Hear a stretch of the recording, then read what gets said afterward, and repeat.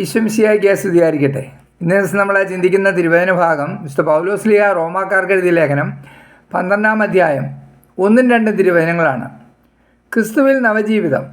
ആകയാൽ സഹോദരരെ, ദൈവത്തിൻ്റെ കാരുണ്യം അനുസ്മരിച്ചുകൊണ്ട് ഞാൻ നിങ്ങളോട് അപേക്ഷിക്കുന്നു, നിങ്ങളുടെ ശരീരങ്ങളെ വിശുദ്ധവും ദൈവത്തിന് പ്രീതികരമായ സജീവ ബലിയായി സമർപ്പിക്കുവിൻ. ഇതായിരിക്കണം നിങ്ങളുടെ യഥാർത്ഥമായ ആരാധന. നിങ്ങൾ ഈ ലോകത്തിന് അനുരൂപരാകരുത്, പ്രത്യുത നിങ്ങളുടെ മനസ്സിൻ്റെ നവീകരണം വഴി രൂപാന്തരപ്പെടുവിൻ. ദൈവഹിതം എന്തെന്നും നല്ലതും പ്രീതിജനകവും പരിപൂർണവുമായത് എന്തെന്നും വിവേചിച്ചറിയാൻ അപ്പോൾ നിങ്ങൾക്ക് സാധിക്കും. Praise the Lord. പൗലോസ്ലീഹ വളരെ വ്യക്തമായിട്ട് നമ്മളോട് പറഞ്ഞിരിക്കുക, നമ്മുടെ ശരീരങ്ങളെ വിശുദ്ധവും ദൈവത്തിന് പ്രീതികരമായ സജീവ ബലിയായി സമർപ്പിക്കാൻ. കാരണം കർത്താവിന് ഇരിക്കേണ്ട ഇടമാണ് നമ്മുടെ ഹൃദയം. അപ്പോൾ നമ്മുടെ ശരീരം അശുദ്ധി നിറഞ്ഞതാണെങ്കിൽ ഒരിക്കലും കർത്താവിന് നമ്മുടെ ഹൃദയത്തിൽ ഇരിക്കാൻ പറ്റത്തില്ല. അപ്പം നമ്മുടെ ശരീരത്തിൽ നമ്മുടെ ജഡത്തിൻ്റേതായ വ്യാപാരങ്ങളുണ്ട്. അതിനെക്കുറിച്ചൊക്കെ വളരെ വ്യക്തമായിട്ട് പൗലോസ്ലീഹ നമ്മളോട് പറഞ്ഞിട്ടുണ്ട്. ജഡത്തിൻ്റെ വ്യാപാരങ്ങളെക്കുറിച്ച് വളരെ വ്യക്തമായി പറഞ്ഞിട്ടുണ്ട്. അപ്പോൾ ജഡികരായി ജീവിക്കേണ്ടവരല്ല നമ്മൾ, ആത്മീയരായി ജീവിക്കേണ്ടവരാണ്. ആത്മീയരായി ജീവിക്കണമെങ്കിൽ പരിശുദ്ധാത്മാവിൻ്റെ ഒരു ഇടപെടൽ നമ്മുടെ ജീവിതത്തിൽ ഉണ്ടാകണം. പരിശുദ്ധാത്മാവിനോട് സഹകരിച്ച് നമ്മൾ യാത്ര ചെയ്യണം. എന്നാൽ മാത്രമേ നമുക്ക് ആത്മാവിൽ ജീവിക്കാൻ പറ്റത്തുള്ളൂ. അല്ലെങ്കിൽ നമ്മുടെ ജഡത്തിൻ്റേതായിട്ടുള്ള പ്രവണതകളിൽ നമ്മൾ പാപത്തിൽ കടന്നു പോകും. ഇന്ന് പ്രത്യേകിച്ച് യൂറോപ്യൻ സംസ്കാരം അനുസരിച്ചൊക്കെ കുട്ടികളെ ആരെയും നിയന്ത്രിക്കാൻ പറ്റത്തില്ല. ചെറുപ്രായത്തിൽ തന്നെ കുട്ടികളെ വഴക്ക് പറഞ്ഞാലും പ്രശ്നമായാലും പോലീസ് കേസാകും, കാരണന്മാരകത്തു പോകുന്നൊരു അവസ്ഥയാണ്. അപ്പോൾ അങ്ങനെ ഒരു അവസ്ഥയിൽ കുട്ടികൾക്ക് എങ്ങനെ വേണമെങ്കിലും നടക്കാം. മദ്യപിക്കുന്നവരുണ്ട്, അതുപോലെ തന്നെ ജഡിക പാപങ്ങളിൽ വ്യഭിചാരത്തിലേക്ക് കടന്നു പോകുന്നവരുണ്ട്. ആരാണ് കൺട്രോൾ ചെയ്യാനുള്ളത്? ആർക്കും കൺട്രോൾ ചെയ്യാൻ പറ്റില്ല. ബോയ് ഫ്രണ്ട്, ഗേൾ ഫ്രണ്ട്, ഇതെല്ലാം വളരെ നിർബന്ധമായി ഉള്ള ഒരു കാലഘട്ടങ്ങളിലാണ് പോയിക്കൊണ്ടിരിക്കുന്നത്.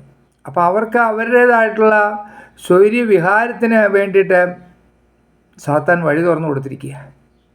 അപ്പോൾ അവരുടേതായിട്ടുള്ള അവസ്ഥകളിൽ പാപത്തിലേക്ക് മുഴുകുമ്പോൾ, വ്യഭിചാരമെന്ന പാപം അതിൽ ഏറ്റവും കർത്താവ് വെറുക്കുന്ന ഒരു കാര്യമാണ്.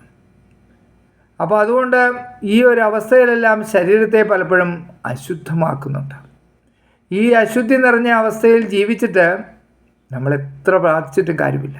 കാരണം ദൈവാത്മാവിന് നമ്മുടെ ജീവിതത്തിൽ ഇടപെടാൻ സാധിക്കുകയില്ല. അത് നമ്മൾ വിശുദ്ധിയിലേക്ക് കടന്നു വന്നാൽ മാത്രമേ, വിശുദ്ധമായ ഒരു അവസ്ഥയിൽ ജീവിച്ചാൽ മാത്രമേ നമ്മുടെ പ്രാർത്ഥനകളെല്ലാം സ്വർഗസ്ഥനായ പിതാവ് സ്വീകരിക്കത്തുള്ളൂ. അപ്പോൾ അതുകൊണ്ട് ദൈവത്തെ ആരാധിക്കണമെങ്കിൽ ആദ്യമായി വേണ്ടത് നമ്മുടെ ശരീരത്തെ വിശുദ്ധമായി നമ്മൾ സൂക്ഷിക്കണം. അശുദ്ധി ഈ ലോകത്തിൽ അത്രമാത്രം പ്രസരിച്ചിരിക്കുക. ഈ യൂറോപ്യൻ സംസ്കാരം ഇപ്പോൾ നാട്ടിലേക്കുമെല്ലാം അത്ര അധികമായി വ്യാപിച്ചു കൊണ്ടിരിക്കുകയാണ്. കാരണം അന്ധകാര ശക്തി നന്നായി പ്രവർത്തന നിരതനാണ്. നമ്മൾ അതിന് മാത്രം ശ്രദ്ധയോടുകൂടി മാത്രം ജീവിച്ചാൽ മാത്രമേ നമുക്ക് വിശുദ്ധമായി ജീവിക്കാൻ പറ്റൂ.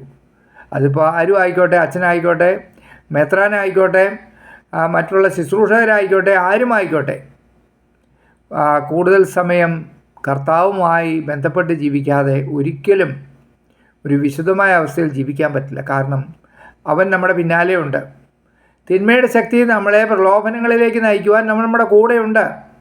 ജഡത്തിൻ്റെ വ്യാപാരങ്ങളിലേക്ക് നമ്മൾ ഫ്രീ ആയിട്ടാണ് നടക്കുന്നതെങ്കിൽ, നമ്മൾ മറ്റുള്ള കാര്യങ്ങളിൽ ഇടപെട്ട് ഈ ലോകത്തിൻ്റേതായ അവസ്ഥകളിലൂടെയാണ് നമ്മൾ യാത്ര ചെയ്യുന്നതെങ്കിൽ നമ്മൾ വീഴും.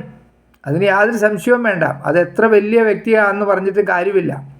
കാരണം അതിന് മാത്രം കെണികൾ ഇന്ന് ഭൂമിയിൽ ഒരുക്കപ്പെട്ടിട്ടുണ്ട്.